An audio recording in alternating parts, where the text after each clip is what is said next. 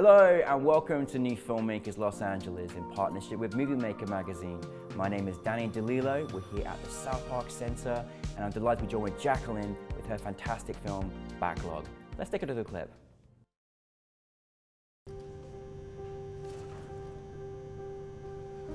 After this, we're going to take you to the hospital. A nurse from Sane will finish the clinical exam. That should take between 4 to 6 hours. Listen, maybe we ought to wait on a female officer, huh? I did. I just want to get it over with. Jacqueline, thank you so much for being here. It's so nice to be here with you and talk about your amazing film. Thank you. And welcome to the New Filmmakers LA family. Thank you so much. Your film is incredible, meant so much to so many, but for those that haven't seen it, tell us a brief synopsis. Sure. So my film is inspired by a true story of Valerie Newman. She was the key witness in a Senate hearing to end the rape kit backlog in 2010. Sadly, the film is still very relevant because don't know how much to say about the film, but since it's an interview, I think I had to kind of give a few things away. Yeah. Unfortunately, in the film, you watch her go through this whole process when she was assaulted in college, very brutally, and went to the police. What the U.S. does is they collect rape kits and evidence kits, and then they don't tell the survivor that they won't necessarily be testing the evidence. Mm-hmm. What they do instead is they shelve it. And Valerie, the woman the film is based on, her kit has now been shelved for about 17 years. You know, it really precludes survivors from getting any justice and seeing their day in court because the DNA is never tested. And so she goes through this whole thing in the film, and at the end of the film, she has convinced herself that if she speaks in this Supreme Court, then in Washington, D.C., that hopefully her speaking up will make a difference. And it did, but unfortunately the bill immediately died in the committee, which is what happens a lot of the times with our government. Yes. I just want to say thank you for making this, Jacqueline. Like, this is such an important film, and we cannot let this conversation die, and we got to keep fighting. And I'm just so glad that you made it, because for anyone that needs educating or understanding or empathizing with the system and what we need to do to make that change, there's nothing more powerful than the moving image to do that. So just thank you, because I'm sure there's a lot of people that have seen it that it truly means so much to. Thanks. Obviously, this was inspired by a true story. Yeah. When was that moment for you where you decided to turn this into a film? Sure. So I actually am a recent graduate of USC. Congrats. Thank you. I was a indie filmmaker for a while, and it was really hard just being out there in the world. And I thought, you know, I'm going to go back to school for my master's, meet some mentors to help me kind of navigate this crazy business. And while I was there, my first thing I made was a 30-second PSA about the backlog. And my professors all, and it was supposed to be just this little exercise, and it was of a girl laying, I have some personal experience related to being in college and this happening to me and feeling very alone. Yeah. Oftentimes when girls or men are assaulted on college campuses or anywhere, they're immediately frozen out by their friend groups, which is what happened to me, which was what happens in the film. And Valerie was very gracious and let me put a lot of my own personal experiences into the film. But you know, you're frozen out by your friend group, and oftentimes the rapist or the perpetrator is very popular and charming, and that's why they feel they can get away with it in the first place, and oftentimes that's why they do get away with it. So I remembered that. I had this scene that I filmed for this 30-second PSA, and it was a girl laying on a bed, and just you saw her, you were only focused on her eye, and the entire world was like time-lapsing from morning to night, morning to night, morning to night, and she didn't move. And so my professors took me aside, and they're like, hey, do you have time to talk? I'm like, oh, am I in trouble? They're like, no. And they're like, you need to make this like a film, like a longer film. And so I said, oh, thank you, like, okay. And they didn't really do that a lot. So take people aside to do things like that. So I started going online, and that's when I researched just how bad the backlog is. Yeah. At the end of the film, we have a statistic, and it says 100,000. Insane. That's so Valerie, right before we premiered in Cleveland, which was a very intentional choice because Valerie's from Ohio and she lives in Cincinnati, and that was the only place that she could premiere the film with me. Yeah. So she was there with me on opening night, and we did it together, and we went on stage together, and it was really special to share that with her. We like holding hands the whole time. But yeah, we got coffee before, and she said, Jacqueline, if there's anything wrong about the film, do you want me to tell you right now? And I'm like, yeah. She's like, if we have a Q&A, do you want me to speak to the truth? And I'm like, uh-oh, what did I not put in this film? And she's like, 100,000 is like a very low number. That's only probably like a couple states. She's like, so much is undocumented. It's much closer to 1 million of these untested kits. And they don't even know. And I have some friends on law enforcement who have shared with me that sometimes they just throw the kids away. It's because unbelievable. they don't they don't want to be held accountable for how bad things are. It's not the police's fault. It's not anybody's fault. It's really like the founding fathers couldn't have foreseen that this would be as bad of a problem as it is, which is why new laws need to be made. No, they do. And you know, from the law and the backlog, literally, and all the people that have been unheard. You know, you're doing a great job in orchestrating and helping people with that. For someone that's also been, you know, had abuse when I was younger, I found your film extremely healing, and a lot of that came down to the story that you told with us, and particularly, I mean, I can't tell you how much I enjoyed the performances. And tell us a little bit about how you brought your cast together, because you went for a whole range of amazing people, and then you found the dream person to tell this story. How was that experience for you? Yeah, so it was a student thesis film, so I actually was really worried, like, oh, how am I gonna find the right people for these roles? They're very specific, and there's a lot of humanity that they had to bring to the table. So I put up a casting breakdown, and then we had 6,000 people submit, which was a little bit overwhelming. So I brought on a casting director, Cara Sullivan. Hi, Cara. And she was great. And she basically said, oh, I know you have 2,000 girls who submitted for Valerie, but I know who you should cast, and it's Jill Renner. And I used to be an actress. I acted for about 23 years since I was 9, and I really love the idea of discovering new talent and not, making sure I just cast the first person who's recommended. So it actually was like a strike against Jill that she was referred to me.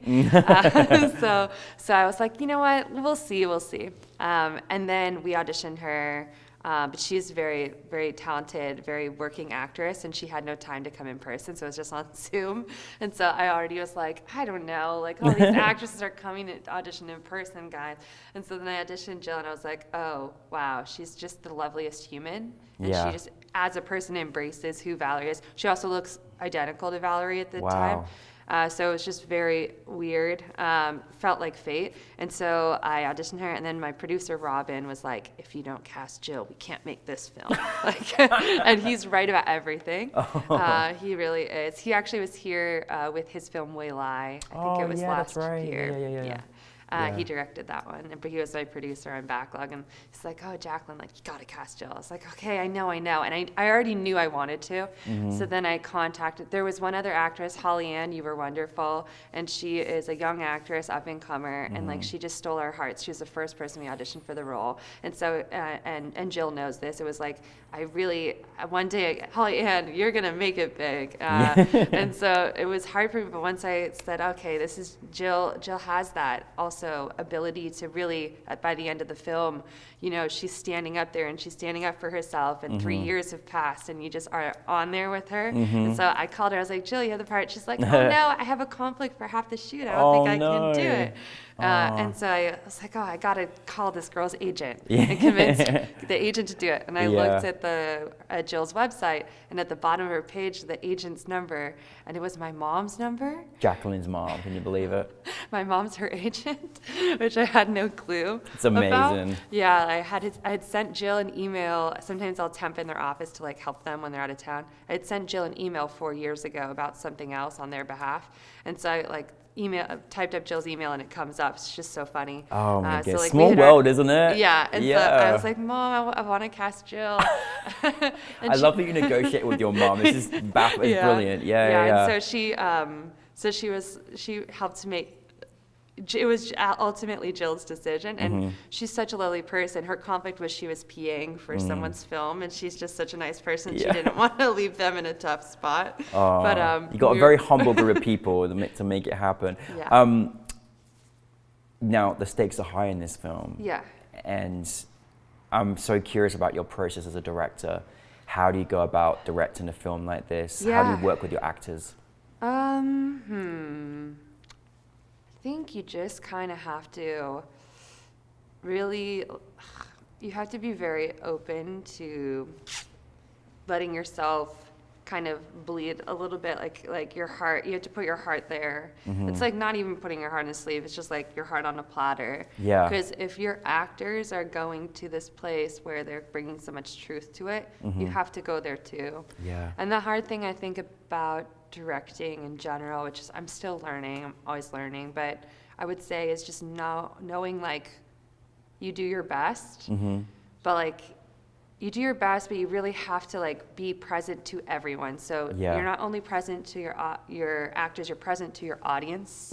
Like that's a big thing for me. You're present to your DP, to your production designers, to your producers, to everyone on the crew. Like I always greet the PAs in the morning, thank them for being there. Like they're all there to make this film, together. Yeah. And it's not for you, it's for the film. Yeah. But like I constantly am saying in every film, like, okay, but how does our audience feel about this? Yeah. And I think like for this particular one, it was easier for me to make than other films because the audience was like me. Like I was speaking to my younger self, wishing that this film had been around when I was in college. Absolutely. And it just felt a little bit alone. So if I can get this to sororities, if I can get this to college campuses, that's the goal. Oh, we're going to help you put it everywhere. This really should be in every college, every high school, with that, undoubtedly, it should be within curriculum. I mean, really, the film is that important. And I'm just so glad that you're the person to make it. And I think you put in your heart out to make something that is so personal and such a tough conversation for so many. But also, you're actually, from your film, you're bridging a fight, to create the change. And I'm just curious, because there's so many levels to this, but what did you want your audience to take from your film? Okay, so the main thing I did, and we were at a film festival called Breck. I don't know if you guys know I've it. heard of that, It's so lovely.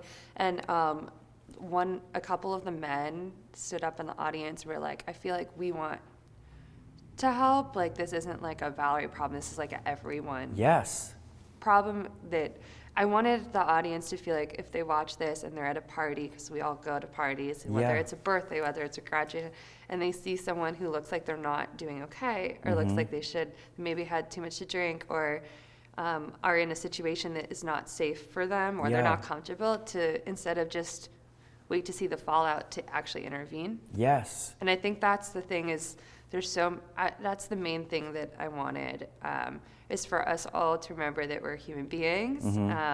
And sometimes just asking someone if they're okay or checking in with them, no matter how uncomfortable it might feel in the moment, could potentially save their life in the long run, or change the trajectory of their life in a positive way.